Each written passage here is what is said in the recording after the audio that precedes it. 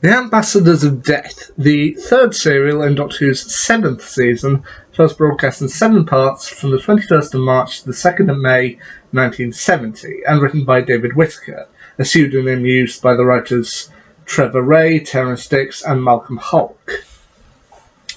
The third Doctor, played once again by John Pertwee, and his companion Liz Shaw, played by Caroline John, see that the Brigadier, played by Nicholas Corney, is working with the space agency trying to sort out a problem with Mars Probe 7.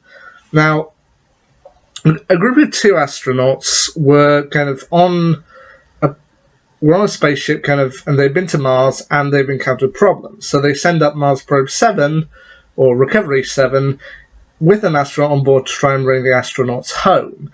However, it seems they are encountering problems. So the third Doctor and Liz go to see if they can help out, along the way encountering not only the Brigadier, but also Sergeant John Benson, played by John Levine, and various people who are trying to get the astronauts down, including General Carrington, played by John Abineri, the Space Controller, Ralph Cornish, played by Ronald Allen, and Dr. Bruno Taltalian, played by Robert Cowdron. However, it seems that one Taltalian has gone a little bit mad, and there are people who are around the project who are seemingly reluctant to get the astronauts back, such as Sir James Quinlan, the Minister for Science and Technology, played by Dallas Cavell. And eventually they do manage to bring the recovery capsule down, but in doing so, the astronauts seem to have disappeared, and then they find 3 mysterious beings in spacesuits who seem to kill anyone they touch. And these creatures are eventually captured by a criminal named Regan, played by William Dysart, as well as a disgraced scientist named Lennox, played by Cyril Sharps. And as the Doctor looks more and more into things, the situation becomes a lot more complicated, with it eventually being revealed that the creatures don't actually mean to cause any problems. The creatures are actually ambassadors. Like, there are alien creatures up above, but they want to broker peace with the human race. The only problem is that these creatures pretty much survive on pure radiation. And basically, since their bodies are so highly radioactive, anything they touch will usually melt away and cause instant death to humans. But then, eventually, I'm going to have to spoil things here because it's really impossible to talk about the story without it. It's eventually revealed that Regan and Lennox have been hired by General Carrington, and he actually wants to destroy the aliens.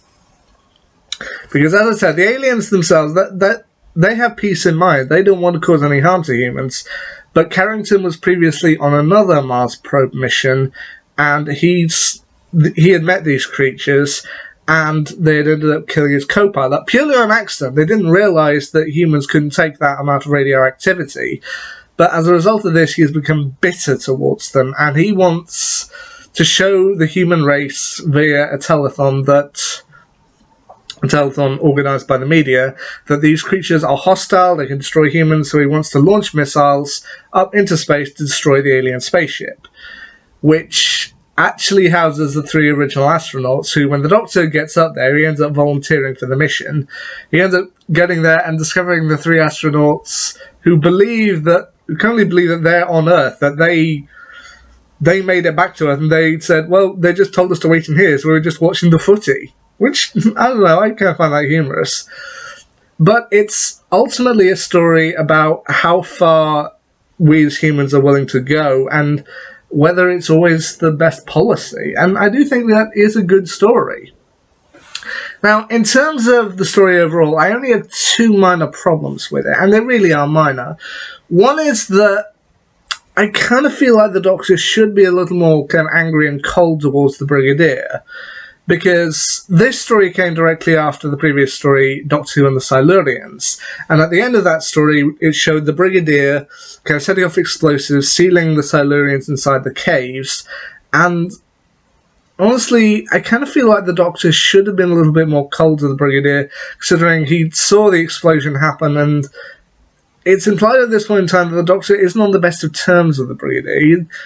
He's not really very happy with him about the Silurian incident, and while there are elements that are brought across in the next story, Inferno, such as towards the end when the Doctor calls him a pompous, self-opinionated idiot, I just kind of feel like they could have had a bit more time to show genuine coldness or anger from the Doctor towards the Brigadier and how that ultimately gets sorted out over time. I feel like could have done that and could have made a bit more, but that's it. The other minor problem I have with this particular story, and it really is a minor nitpick, is I know that they were probably pressed for time, but I kind of feel like the villains should have put up a bit more fight at the end. Like, at the end, they managed to get the ambassadors back to the space center, and they finally arrest General Carrington, and I kind of feel like he gives up the fight a little bit too easily. Like, from what he'd seen, I kind of felt he should be kind of a bit more angry, put up a bit of a fight, maybe have to be restrained by unit officers, but no, he sees the ambassadors turn up, the Brigadier along with the rest of the unit, and he just kind of gives up. Like, I mean, I get it. Sometimes violence isn't the best policy, but I don't know. I kind of feel like with a man who's kind of been built up with principles that strong, I just kind of feel like he should have been a bit more angry or a bit more fight. But no, he just kind of gives up. But really, those are nitpicks, and this was the final story that I needed to watch in order to complete Season 7 of Doctor Who. Season 7 was only actually made up of 4 serials, and in terms of my ranking of them, here is how it would go. Down at the bottom, I would probably place serial number 2, which is Doctor Who and the Silurians. Now, that's not to say it's a bad story, not at all. I mean, when I watched it the second time, I actually liked it a lot more than I did. I think first time when I watched it through, I didn't really get it, but second time I watched it through, I liked it a lot more. But that being, because I had to watch it twice to actually truly kind of get it, I'll put it down the bottom for the time being. You may disagree with me, and I don't blame you if you do disagree with me on that one. Up one spot, that's where I'd probably put the Ambassadors of Death. Like, I do think it's a good story, but yeah, the other two I think are really good ones.